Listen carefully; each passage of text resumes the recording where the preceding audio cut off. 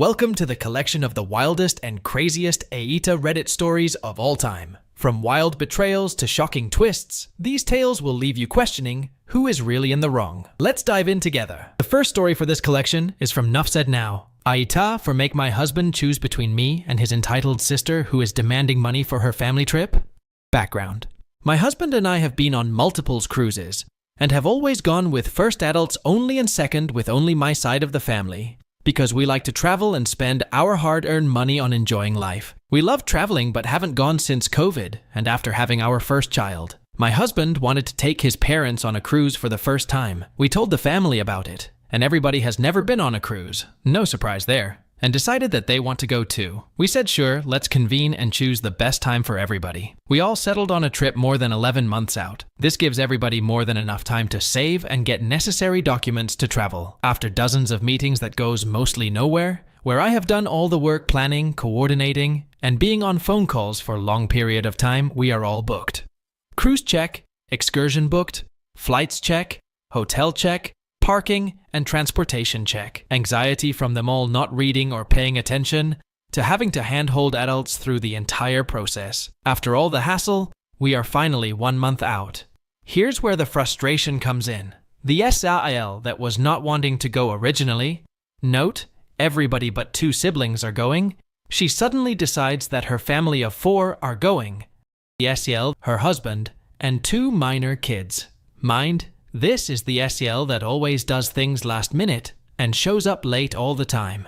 She has older kids that already booked and are going with too, but she doesn't contact them or any of her own siblings. She blows up my phone day after day about document requirements, cruise fare, flights, hotels, and everything else that the family have already gone over. Tell me why she isn't reading any of the info we have communicated in the cruise chat and is asking me everything all over again? I'm not one to say no, but I will tell people to wait if I'm busy. That has got a job and family of my own to care for. She then, after almost 2 weeks of looking, decides they want to book, asks me to look at prices again, and then, when I confirm, has the audacity to question that I have the wrong cruise. Excuse me? I was the one that found then coordinated our group cruise? Why would I not know this? Then wants me to book her family and that she will reimburse me after. What? I told my husband that I have none of their personal info and do not want to be responsible for her family's travel info. He makes it all out to me not wanting to help his sister out because I don't want them to go. Surly. I've spent more time the last 2 weeks on her stuff when she still hasn't made up best mind and he's done nothing. Yet, I'm the one who doesn't want them to go. I've organized this trip for 20 plus people, and the thanks I got was that I didn't want Sil's family to go. All because he didn't want to tell his sister to book her own freaking trip, enter her family's info, and pay due to not wanting to offend her. On top of all this, turns out Sil's one child didn't even have all the necessary documents to board, so we then have to wait again until I's ready to book. Hello, we are less than a month out. We're going to go through this vicious through again when she's finally ready, with less than enough time to do anything else. I also told my husband that I am not going to be babysitting anybody's kids, nor will I be responsible for them. We told the family that we weren't going to bring our toddler this trip, because we wanted time to reconnect for just a few days and be child-free. Also because she is still so young. Knowing my in-laws, they will disregard their children and ignore their kids to go enjoy their vacation. I'm not leaving my child at home just so I can watch others' kids so that they can go have fun. Overall, this is all unfair to me and has given me so much anxiety and frustration. I can't imagine how the trip will actually play out. AITA for letting this cause a disagreement between my husband and I, and for wanting to back out of the trip altogether. OP is not an AH, rather her sister-in-law is an AH for demanding to be included in the family trip and asking OP to pay for her 4 family members. This is totally an entitled behavior. So I would rate OP's SL 2.5, and OP 0 out of 5 on the AH scale. Let's now jump on to the next story from Mountain-Tone-3010. AITA for warning my friend about a creep. This post starts with a Minecraft server that myself, 19F, and my boyfriend, 21M, who I'll call Jake, that started a few months back after some friends from us in-person D&D group said they wanted to give the game a try. The idea was that we would invite friends of our own from other groups to fill the servers, and the Minecraft world would be shared throughout all of us, which was a normal enough suggestion. Well, In the search for more folks to fill the server, I came across an old friend, 24F, who I'll call KK, and I had played plenty of games together in the past, so I thought I'd send an invitation their way, despite knowing they had a bit of a history. Eventually, once things were started, I realized that I may have made a mistake in adding them, and decided to talk to one of the friends from my D&D group who I had invited. Let's call him Ron, 22M. Ron was originally intended to join with several other members from my D&D group, though when the server finally started, the only members were myself, my boyfriend, Kay, and Ron, so with him being the only other male member of the newly formed group besides my boyfriend. And given Kay's history, I took a chance to reach out and privately chat with him. For context, Kay has a boyfriend, one which she's been with for quite some time, but unfortunately, she has a tendency to flirt with other guys. You'd think this is a huge issue, which it is, though when anyone has made an effort to tell her what she is doing is wrong, or even tried to tell her boyfriend, she either cuts them off, or he doesn't believe take them seriously. Knowing Ron was single at the time and actively searching for a date, I decided to step in, which in hindsight, did nothing. I let Ron know that Kay was already taken, and that if she were to flirt with him that he should give it no attention and not to reward the behavior, to which he assured me he wouldn't let anything of the sort happen. Believing him was my first mistake. When the two first met, Kay seemed to for once be quiet and kept mostly to herself, though the more they played the closer they got, and I quickly noticed that Ron was actively inviting the behavior I had warned him of prior, building his house in our Minecraft server directly next to hers, mining for her and doing every chore for her, and loudly giggling at all her jokes, just generally giving off all the signs that he was into her. She also was being quite friendly towards him, and while I was never around to see any outright flirting, both me and my boyfriend could tell by the tone they'd use with each other, and the constant giggling and being on the server together at all times, that they definitely were mingling. Eventually, for unrelated reasons, Kay and I had a falling out, one I was not bothered by in the slightest, and was actually quite relieved by, and I thought things would go back to normal afterwards. Things started to fizzle out, and I thought I was finally in the clear. I had even noticed that Ron and Kay were not on Minecraft together in the server as often, which was a relief, though as if out of sheer miserable luck, it happened again. For several weeks, Ron would come to our D&D games and open his conversations with me with OMG Kay and I, or so Kay is doing really well, or Kay is sick, which I awkwardly would give a thumbs up to, as at the time I had nothing against Kay, and saw our falling out as more one-sided from them. Things seemed to ease up as the comments about Kay went from excited quips to Kay still hasn't messaged me back, which I was relieved by once more, as for a second time, I thought it was over, but it still wasn't. Once Kay left Ron's sights, I entered them. It started with subtly pulling me aside from my D&D group during intermissions to look at dice and such around the game shop, but quickly escalated to him pulling me away from the others during breaks to look at dice, buy me items I could not afford, and eventually, being too physical for my liking. I had stated before during D&D that I am not one for hugs/physical contact, and just barely allow the head pats I occasionally get as a joke from the DM, and even that's pushing it. Clearly this went over his head though, as several times he had come up to me during sessions, sometimes even when I was standing directly next to my BF, and would creep his hands up under my arms and pull me into very close and uncomfortable hugs from behind.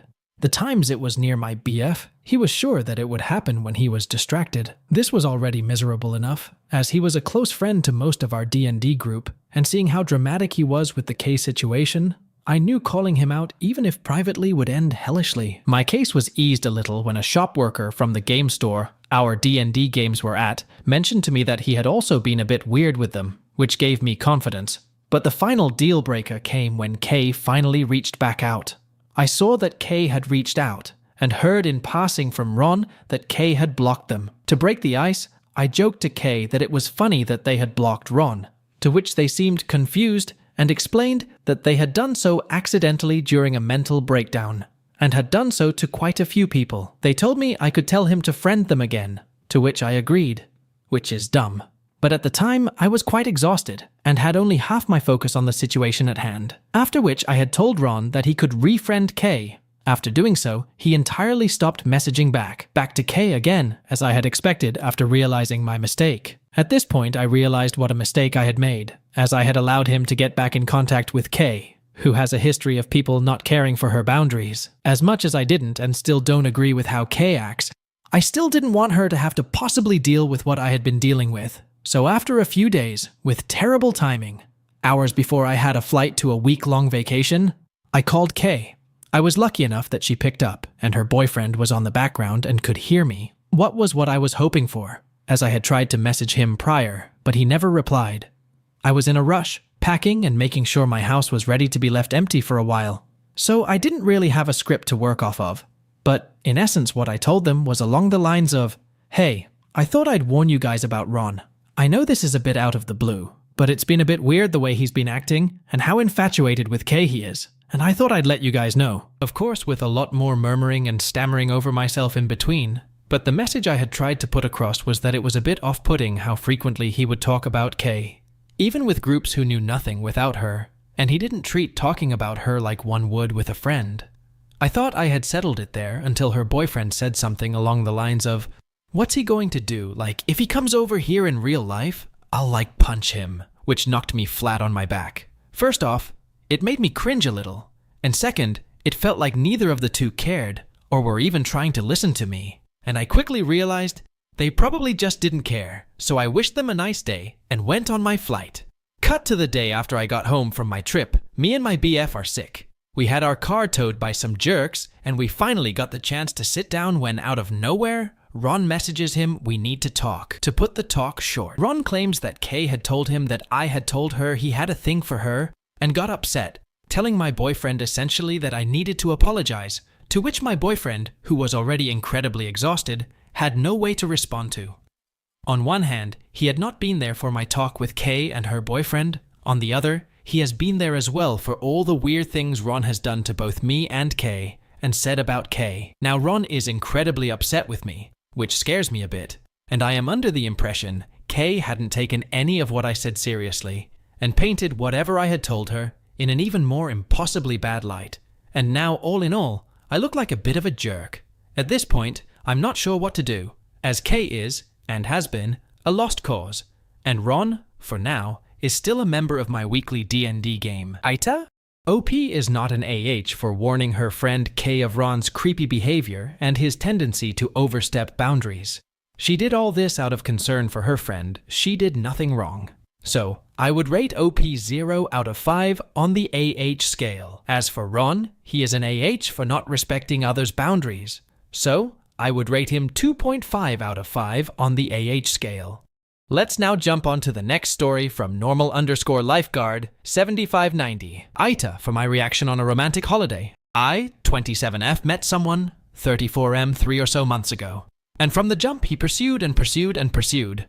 Very affectionate, very intentional. Perhaps it's dumbed to not have recognized it was probably loving bombing. Always would hold my hand. Cute nicknames. Apologies when he pushed me away. Anyway, he was away for a month and invited me to go away with him to a foreign country.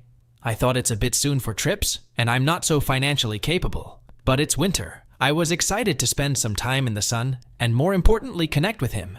He has shared that his freedom is very important to him, and does not want to lose himself in someone where his interests are not respected. Fair, same. I also understand that is a boundary, so on this trip, he was very clear he wanted to do some water sports. I didn't budget for this. So of course I was like, please absolutely do what you need to do to enjoy yourself. On the first day of the trip when we arrived at the airport, we were both slightly tipsy and we went to pick the car up.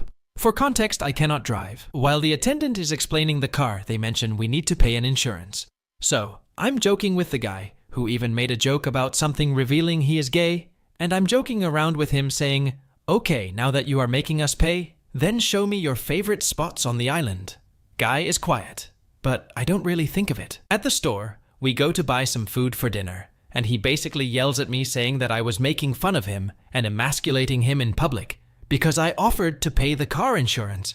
I make way less than him, but I wanted to be clear that I'm not here for his money and wanted to make sure I'm contributing to the trip. Even though prior to the trip, I asked to discuss finances and he said, "Do what you can manage. Don't worry." Now he found a place to go do his water sports.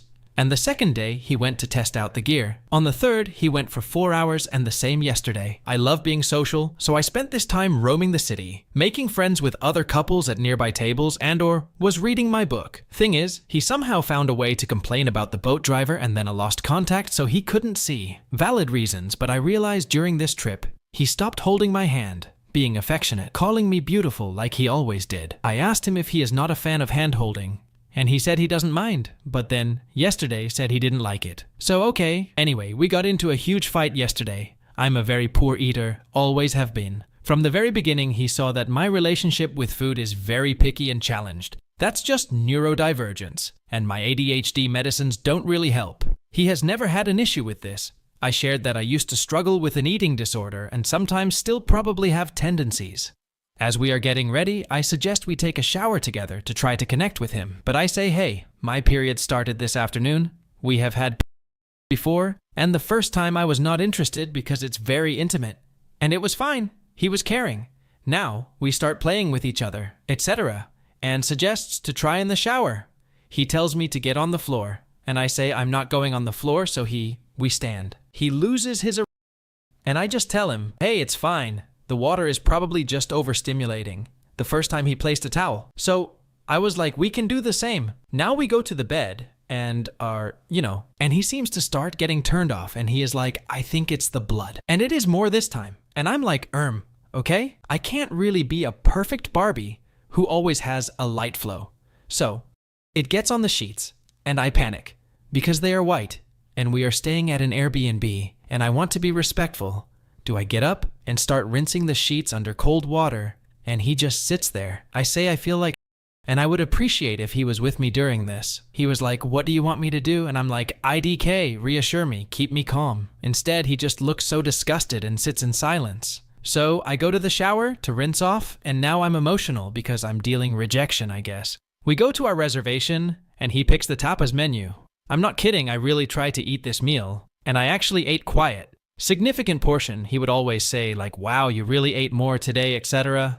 In the car, he says that he paid €70 for me to waste food, and I was like, okay, I'll pay for my part.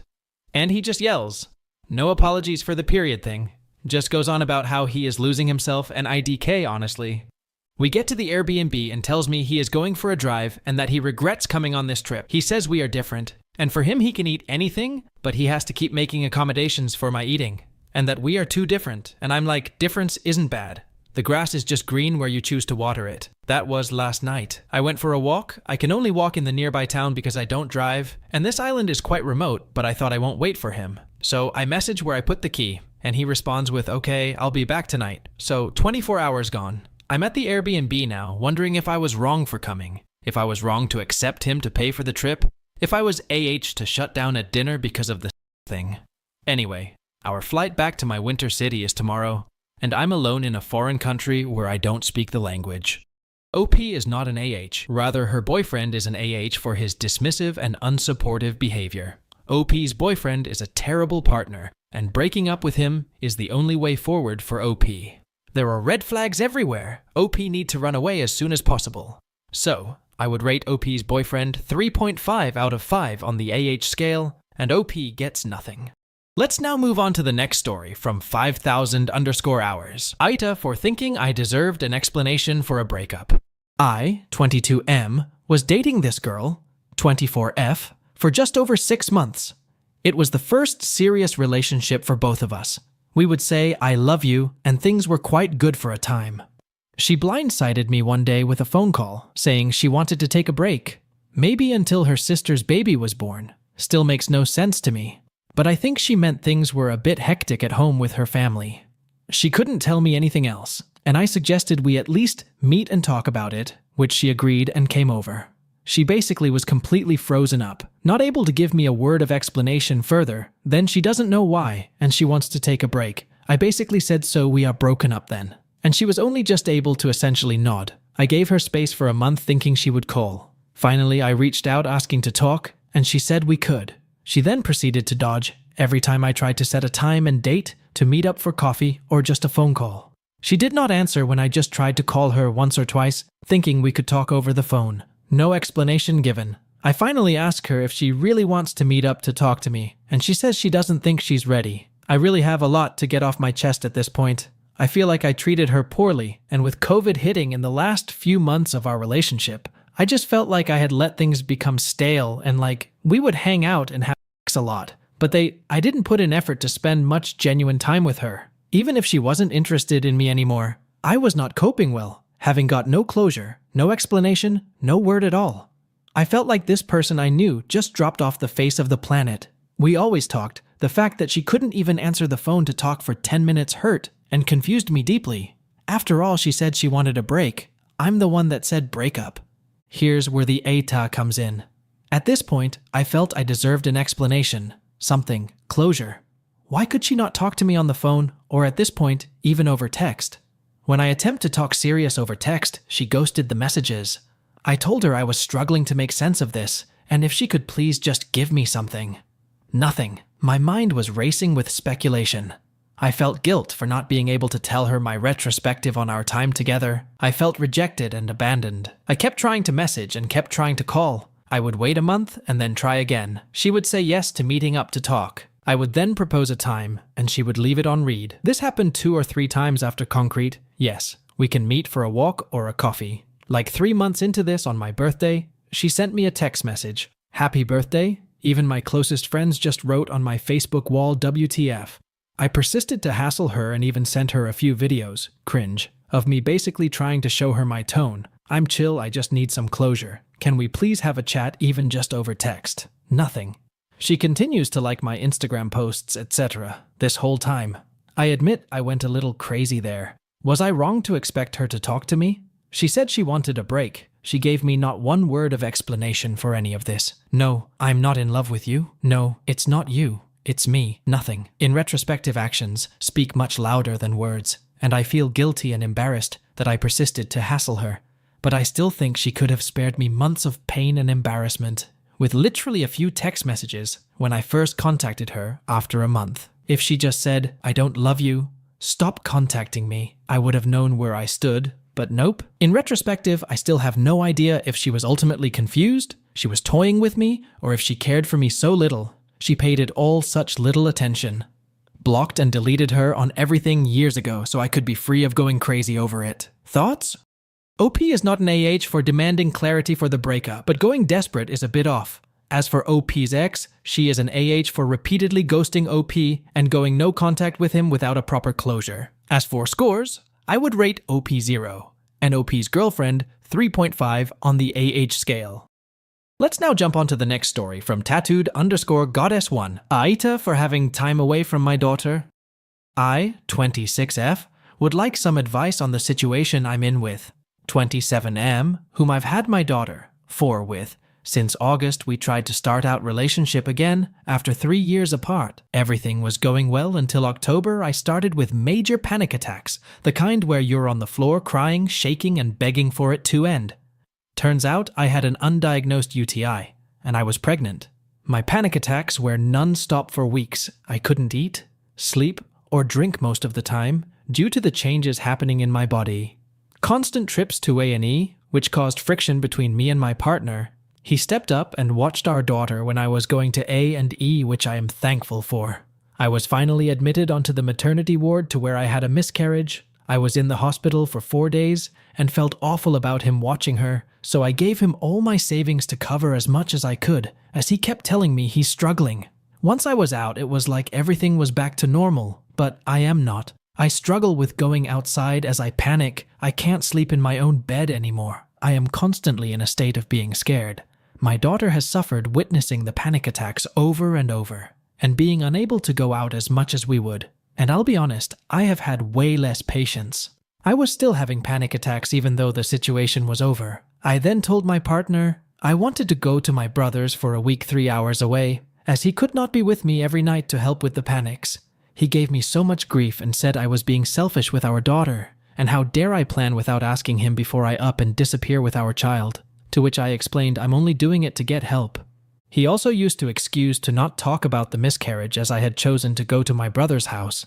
Once I was back, I was ready to talk, and he told me he wasn't going to talk about the situation as it wasn't needed.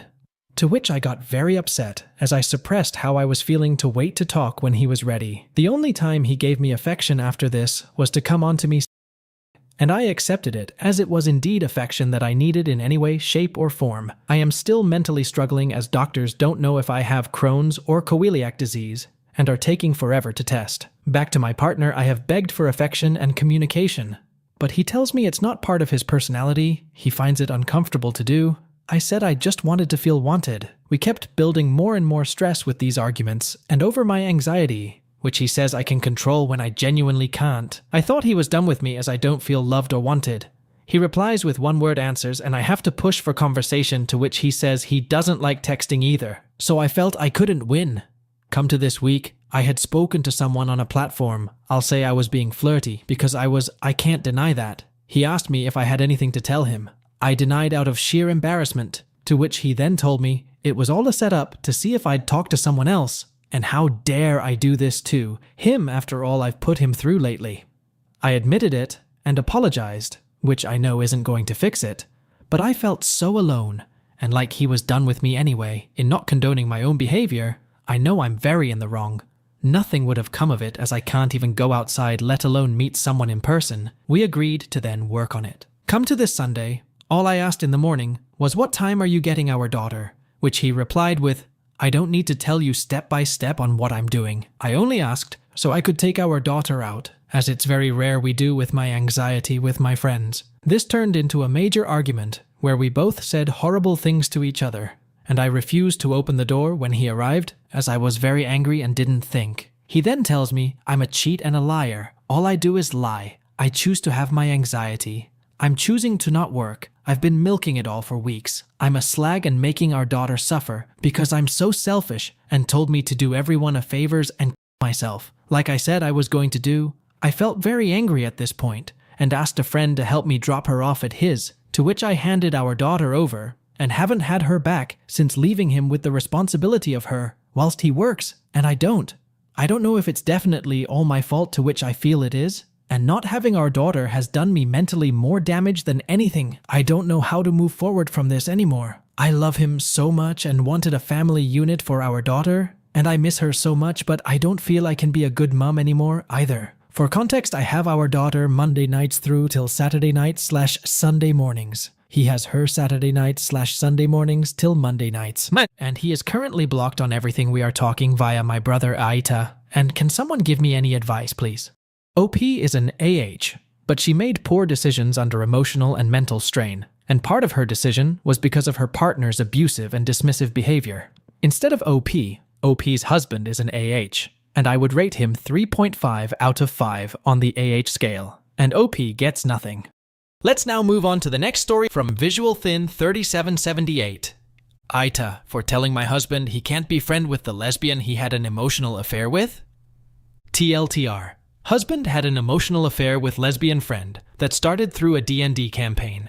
He wants to maintain the group friendships and potentially rejoin the group with her still involved, and I disagree. Story time. My husband, 37M, and myself, 37F, have been friends for 10 years and partners for 5. We recently got married and bought a house for our family. He has younger children, I have none. We met at work, and both are currently still employed at the same job, and share many of the same friends and acquaintances. We work opposite schedules, so we don't get to share a lot of time together. My partner is very shy, an affectionate man, and gentle giant of sorts. He's a hugger of friends and very giving of his kindness and compassion. I suffered an injury a couple of years back that left me housebound for a long period of time. During that time, I discovered Vox Machina, which led to Critical Role, and a shared interest in D&D between my partner and I. We watched the campaigns together, and I encouraged the idea of joining a group if the opportunity arose. About a year later, my partner discovered a D&D group through co-workers in his department. The Dungeon Master, Xander, 28M, and my partner became fast friends and began spending a lot of time together, working out, doing chores, etc. I encouraged my partner to pursue his new friendships and hobbies because of the joy it brought him. Xander hosted a house party and offered to run a one-shot D&D story so that my partner could finally check out the game firsthand. Most of the other people playing were fellow co-workers and had been an established D&D party for a while. I was present and enjoyed the experience of watching my partner become less shy and dive into the world of roleplay. The group, Xander, Ben, Charles, Serge, and Dolores, invited my partner into the core campaign. He joined with my full support, knowing I wouldn't be able to join or attend because of my schedule. I work AM shifts. I gave him my player handbook, monster manual, and some accessories to carry his growing collection. Months down the road into playing, my partner toyed with the idea of starting a D&D romance with Dolores, 26F. RP relationships are a normal part of D&D from what I gathered, and I knew Dolores and the group at this point. Dolores is a fellow co-worker, and both my partner and I had been acquainted with her for a while. She presents Mask and will passionately tell you that she is a gold star lesbian. My partner began writing episodic retellings of the happenings within their campaign from the week prior. He was very passionate about putting the campaign to page and telling the story of his friends and their journey. The retelling began to include very descriptive romantic scenes involving my partner's character and Dolores's character. Again, I was not bothered by any of this. Dolores is a lesbian, my partner is with me, and this is just a fantasy campaign. He started spending large portions of free time going to parties at Xander's house and other functions the D&D group were invited to. Due to my schedule, I was unable to attend most festivities. However, my partner had my full support and trust to enjoy the social perks of his new friendships. My partner starts asking if Dolores can come over and hang out with us on our days off. We all shared a joy and love of nerd things, and we started hanging out and watching streams of D20 and other D&D-based shows. It wasn't until a few times of Dolores coming over that I started to notice small things that made me uncomfortable. She would sit close to him on the couch and lean into him at first. Then I would catch her placing her hand on his back and running her fingers along his spine. My partner would giggle with her in a schoolboy way, and he would look at her in a way I'd only seen him look at me. Flirtatious, playful. Mind you, I have never had a close lesbian friend, or lesbian friend in general, so I don't understand the culture or behavior. I have always been open-minded and willing to learn from different backgrounds and cultures, so I really was giving a benefit of the doubt that this behavior was normal in her community. I mentioned my concern to my partner about the touching, and he agreed he would talk to Dolores about it. After their talk, he assured me that he and Dolores were just close friends, and they discussed her preferences, and that he was engaged at this point. So I ignored my discomfort when the touching and sitting close together continued. Soon, it became more than hanging out at our home with us on days off. When my partner was not with Dolores, he would be constantly texting and Snapchatting with her throughout the day. So much so that I found myself subconsciously competing for my partner's attention and time. We had maintained intimacy and communication, but I still found myself vying for his time. A few months later, a fellow co-worker outside of D&D approached me and asked how I felt about Dolores and my partner's friendship. She mentioned a concern that others had from watching interactions between the two. My coworker explained that they had come to a party a couple nights prior and were acting very close. I got defensive for both Dolores and my partner and explained that they were just close friends and Dolores is a lesbian. I explained that they were judging something unfairly and I was aware and supportive of their friendship. Respectfully, my coworker agreed and understood my feelings on the matter. Both my partner and Dolores had follow-up conversations with me and assured me they were just friends and people were assuming things. I had no reason to mistrust them, and so I believed that the friendship was close, yet innocent. My partner and I were aware of a girl Dolores was interested in, but hadn't really perused because of various reasons she provided. So we just assumed Dolores was close to my partner, because we were a place of safety and comfort. My partner and I were married at the end of summer. We purchased and closed on our first home after 5 years of budgeting. We were beginning the next chapter in our lives as a family unit. A little less than a month later, my partner asked if Dolores could come over on our day off. I begrudgingly agreed, because at this point Dolores was always around on our free time. If she wasn't, then my partner would be texting or snapping her throughout the day. So I agreed, and Dolores came over like any other night. I left the room later into the evening for a moment, and again Dolores was sitting with my partner on the couch, leaned into him. However, when I came back from the other room, Dolores had one arm wrapped around his bicep, while she was stroking his forearm slowly with the other. I was immediately uncomfortable and angry. My partner followed me out of the room and away from Dolores when he could tell I was visibly upset. While in the other room, I stated, "The cuddling is going to stop. I don't know what that is, but if that is what other people are seeing at D&D and parties, no wonder they were concerned." He agreed and said that he was also uncomfortable, and Dolores had never done anything like that before. He agreed he would talk to her, and when we went back into the room with Dolores, my partner sat apart from her until she went home. The next day, my partner and I discuss what happened the night before. While discussing the matter, he admits to me that he has developed a crush on Dolores, and he wanted to tell me once he realized it was more than friendship. I was crushed. I felt like a cuckold in my own house. I felt like a complete moron for not listening to my instincts in the beginning. I told my partner his friendship with Dolores was over, and he needed to tell her the truth of his feelings for her. Dolores responded by telling him she has had something similar happen in her past, and she was going to step away. However, I also texted Dolores and called her out on her behavior and affection toward my partner. I explained that with all due respect her preference, she certainly was not acting the way she presented or advocated that she was. Dolores responded and confirmed my suspicions. She said she had grown close to my partner and didn't know when the line was crossed, but that she had developed feelings for him. She admitted to knowing she should have set boundaries, but ignored her judgment because she liked the affection and attention she was getting from my partner.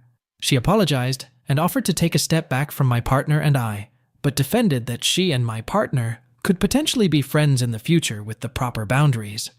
I understand that he is fluid. However, Dolores knew my partner was engaged, and she had other options to fill that void. More and more information started to present itself after the blow-up and admitted feelings. I came to find that Dolores initiated the touching at least 6 months prior at D&D. She started sitting close to my partner. That turned into setting her hand close to his so they would touch. Then her leg would touch his leg. Then she started holding his hand. Then she started rubbing his back and his leg. Although she initiated this type of affection, my partner went along and enabled the behavior through lack of boundaries. The other party members watched their interactions, and Xander even mentioned concern to my partner, though my partner assured him it was just friendship as well. Dolores and my partner would sit at parties together. They would take breaks and lunches at work and sit closely together. They walked each other to their cars after shifts. So often, in fact, that other co-workers were uncomfortable watching Dolores interact with my partner behind my back. He claimed it was only supposed to be friendship and nothing more. He says he never went into this experience wanting anything other than friends, and I believe him. I truly believe he did go into this situation innocently. He did the right thing immediately after our fight and apologized to the friends he had lied to about he and Dolores. He owned up to his part of the problem. Dolores, on the other hand, did not. She talked to Xander after a month, but I don't know anything about the conversation. I was very angry in the beginning and forbade him from having anything to do with Dolores or the D&D group. I felt betrayed that none of the other party members would be adult enough to notify me of strange behaviors, especially if they had talked to my partner prior, and the behavior stayed the same. I felt Dolores had lied and manipulated her way through a fake D&D relationship to manifest her feelings for my partner into a real-world relationship. I was betrayed for 6 months, unaware these two had an emotional affair behind my back, and I could not trust anyone in the group. I didn't want him keeping any connections available for Dolores to slither her way back in. I am not withholding blame for my partner. He knows he messed up and how he messed up. He is currently in therapy, and I am trying to do the same as well. We recently had another blow-up regarding the situation, which led to a breakthrough in why this all happened. My little sister passed suddenly last year, and I was raised to self-soothe and problem-solve. During my grief, I subconsciously went into self-preserving as I had done many times in my life when dealing with a traumatic experience. However, my partner is affectionate and giving, and he wanted to support me the way he knew how. I am affectionate, but not to the degree my partner is, and because of that, he felt unwanted and unneeded in my grief. I did not realize I was pushing him away, and I take full responsibility for my part in making him feel underappreciated. Because of this, he found that comfort in Xander and his new friendships. He consumed himself with people that needed him because he had convinced himself I didn't. When I realized I was not processing my grief the way I wanted, I reached for my partner, and he wasn't there. He had grown resentful that I needed him now, and wasn't convinced I was being sincere in my desire for him. He had filled his time with people who needed him.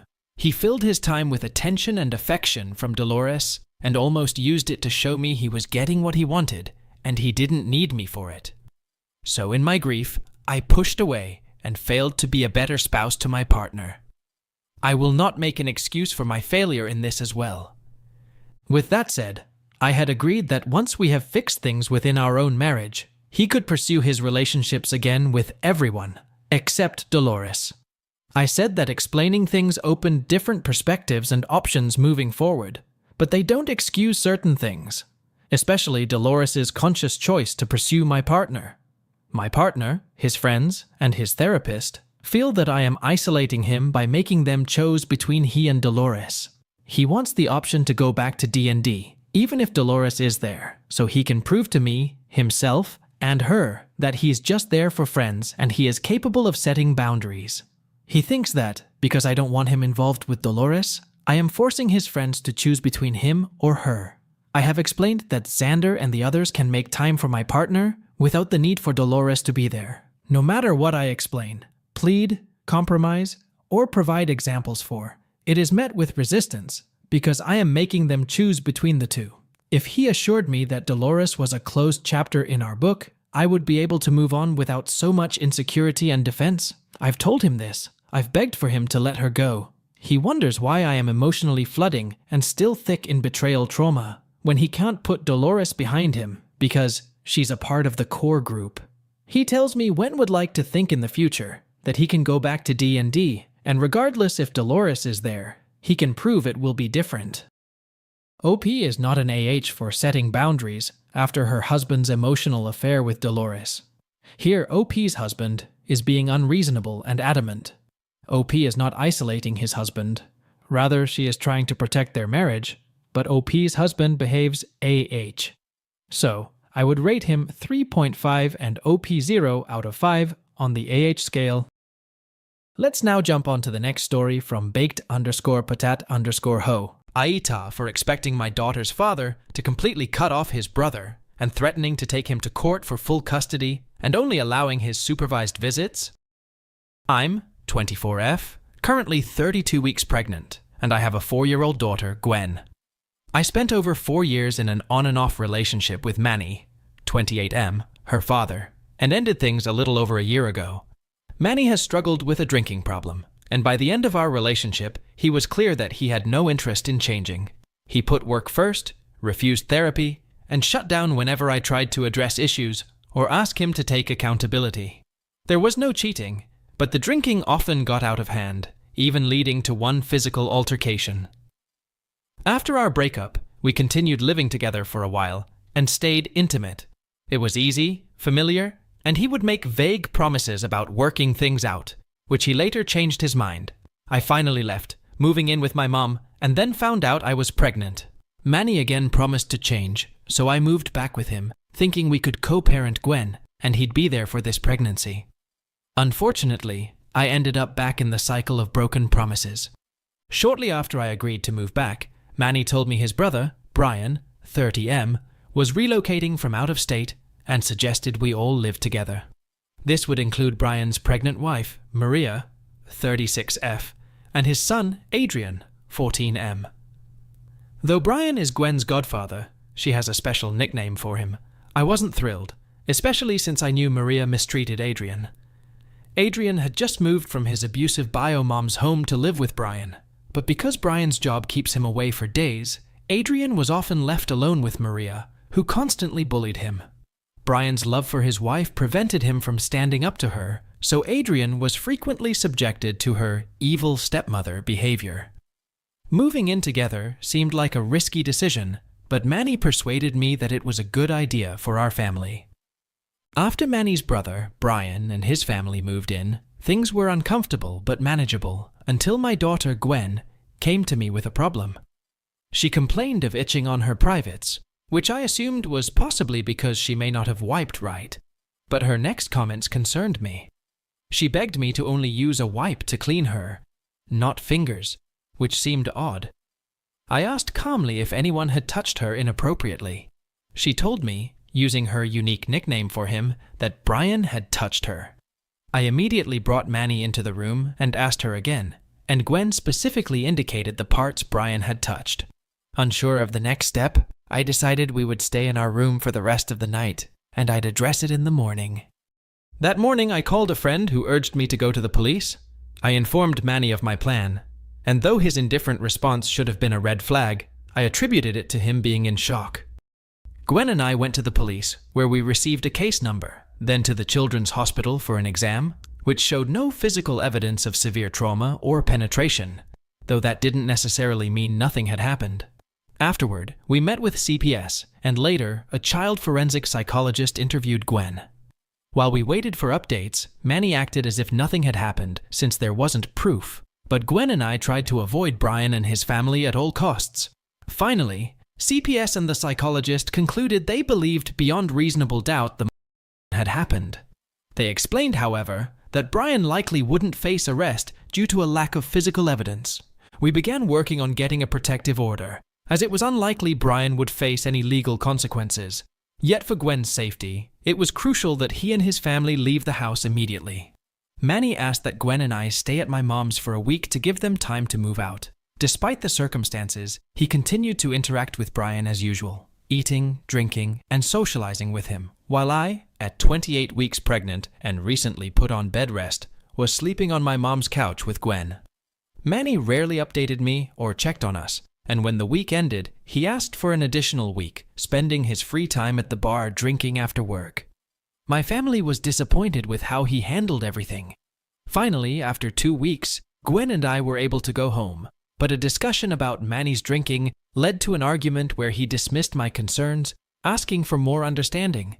I tried to be patient, but when I brought up therapy and addressing the relationship issues, he said he felt there was nothing he needed to change, claiming I was too emotional and brought him problems. I realized then it was long overdue for me to let go for Gwen's sake. When I confronted him about continuing to visit Brian, he justified it by saying he didn't want to lose his only family in the state, adding that since Brian hadn't been charged, we really don't know what happened. He then accused me of projecting my own trauma onto Gwen, implying I had somehow influenced her accusations. I asked if he believed Gwen, to which he responded that he had to because he didn't want to lose her, not because he truly accepted what she said. That was my breaking point. With no immediate place to move and needing to switch apartments, I arranged for my brother and dad to help with moving, but Manny instead called Brian and his nephew, forcing Gwen and me to leave until they were gone, not returning until after midnight. Just days later, he went to Brian's house again for his nephew's birthday, coming home drunk well after midnight. The following day, I decided to stay with my mum temporarily, as his ongoing drinking and closeness with Brian made me feel unsafe and disregarded. I told Manny that if he refused to cut off his brother to protect our daughter, he needed to delete all photos of her from social media so Brian wouldn't have access to her. I also informed him he couldn't take her anywhere unsupervised. Additionally, I told him he wouldn't be in the delivery room for our unborn daughter's birth, or have his name on her birth certificate, especially since he had demanded a paternity test. He insisted he believed she was his but wanted proof. I agreed to wait, as the test is expensive and wouldn't be possible before her birth. He tried to reassure me, promising he'd stop seeing Brian, but after years of broken promises, I don't trust him. I have seen notifications on his phone of texts and calls from Brian in the last few days. I fear he'd still allow Brian around Gwen, or even communicate with him if I wasn't there. Lately, he's been pushy about spending time alone with her and has become suddenly attentive, which feels off to me given his past indifference. When I told Manny's sister, she downplayed it, saying Gwen showed no signs of trauma and that Brian had never been accused before. My family agrees with my boundaries, but Manny's family thinks I'm blowing this out of proportion. So, am I the here? I know I'm my daughter's voice right now, and I want to fight for her. My mom thinks I should make it public and let any family with little children that he might have had access to know. I don't know if it is a good idea, though. Please be kind when responding. OP is not an AH for standing up to protect her daughter and setting boundaries for her daughter's safety after credible allegation of child abuse. OP's husband is an AH for refusing to cut off his brother, and his dismissive behavior shows that he does not care about his daughter. As for scores, I would rate OP's X4 out of 5 on the AH scale, and OP gets nothing. Let's now jump onto the next story from Lara D to MR Dr. AITA for dumping a friend after the election. I know everyone has heard a different story by now, but I did not want to be one of those people who dropped a friend because they share different values than I. I, a Democrat, had a very close friend, a Republican. She was raised Republican and never in her life voted until 2020. Now she had a baby with a Democrat, and when they broke up in 2020, she suddenly started dressing the baby in MAGA gear, was going hard on social media about politics, and was gaining a lot of MAGA friends. I thought she was doing this to get under her ex's skin. But even after 2020, and the custody case that gave her sole custody, and the baby daddy was out of her life for good, she was still MAGA. I let it go because we had a Democrat in office, and everything was going well. I had no concern with her because she never really brought up politics to me after the election. Then in 2023, she started sending me these videos of her talking at a podium about kids and I didn't watch the videos, to be honest. I just let her send them to me. She told me she was the leader of the NJ chapter Gays Against Groomers. I was curious, and I looked them up, and the first line on Wikipedia states, a far-right anti-gay group. I asked her about the claim, and she said, not the NJ chapter. We love the gays here. Now, my ignorance didn't let me dive more deeply, and also I was going through many personal things in 2023, so I again let it go. Jump to the day after the election. She calls me exclaiming how Trump won and how America will be great once again. I ask, what part of America was so great, and why weren't the first 4 years he was in office great for you? She can't answer, and just says it was great back then, but it'll be better now. I asked her what she was excited about, and she couldn't tell me not one policy. She was just excited for him to be back in office. She also said, I like my president with a little edge, so he women. Clinton got a while in office. Okay, so I brought up some policies and asked her, are you for mass deportation? Yes, no one who isn't American should be here. Are you against an X for non-binary on passports? OMG, yes. What more rights do gay people really need? The other topics we discussed, like women's rights and tariffs, were alarming. But again, I let it all go. I was determined to stay friends with someone who felt differently than I did. Then, over the weekend, she makes a post searching for a birthday venue for her 6-year-old. Curious, I go into the comments to read what others are suggesting, and one of her MAGA friends suggests a firing range. She laughs at the suggestion and then replies with a photo of her daughter lying down in a sniper-like position, with a Nerf gun and goggles for eye protection. Another friend replies to that photo saying, "That's our girl, pew pew," and the guy responds, "If only they made fictional miniguns for smaller children." Mortified, I messaged my friend privately since I was not going to start an argument with these people on Facebook. I tell her that perhaps she was unaware of this, but here's a teachable moment. "Your post was a bit white privileged and tone deaf." She replied, "You're wild. It's a Nerf gun. No one's gotten hurt over a Nerf gun." So I said, "Funny how you think that since you did put her in goggles for protection, but also, that's your white privilege coming out if you think no one has ever gotten hurt or died over a toy gun." She told me I was overreacting and that she was defending her friend who made the post, but she dismissed my feelings altogether. It made me uncomfortable, and she didn't care. I told her this was the line for me, and I blocked her on everything. I was curious about how far gone she is, so I googled her name and found many gays against groomer videos, podcasts, and one article I thought was interesting. In the article, she was interviewed and said how she was part of the LGBTQ community as bisexual. My mouth hung open in shock. That article eventually led me to her secret, bisexual mama Instagram filled with anti-gay posts. My friend, who I've known for years, mind you, is not bisexual. She lied about being bisexual to appeal to other gays and try to convince them that certain things are wrong and we should be mad about a children's book that talks about being non-binary, or get angry over an all-gender bathroom, or get disgusted over drag queens reading to children. I think that this time around, it's about whether someone makes you feel comfortable or not. Her hate speech makes me feel uncomfortable being around her, even if she isn't directly saying it to me or to people around me. It still shows her true colors and character. This is who she has always been. And the person she's been with me is the facade. I feel like I made the right decision, but I also feel like I might sound crazy. OP is not an AH for cutting off his friend because of her extreme political views and hate speech. So I would rate OP 0 out of 5 on the AH scale. As for OP's friend is for such extreme views and hypocrisy, and I would rate her 3.5 out of 5 on the AH scale. What do the Mac Reddit fans think? Is the OP an AH or not? Let me know in the comment section below. If you like the stories I brought you, just hit the like button, share them as much as you can, and don't forget to subscribe to Mac Reddit for a daily dose. Bye bye, see you tomorrow with some more spicy fries.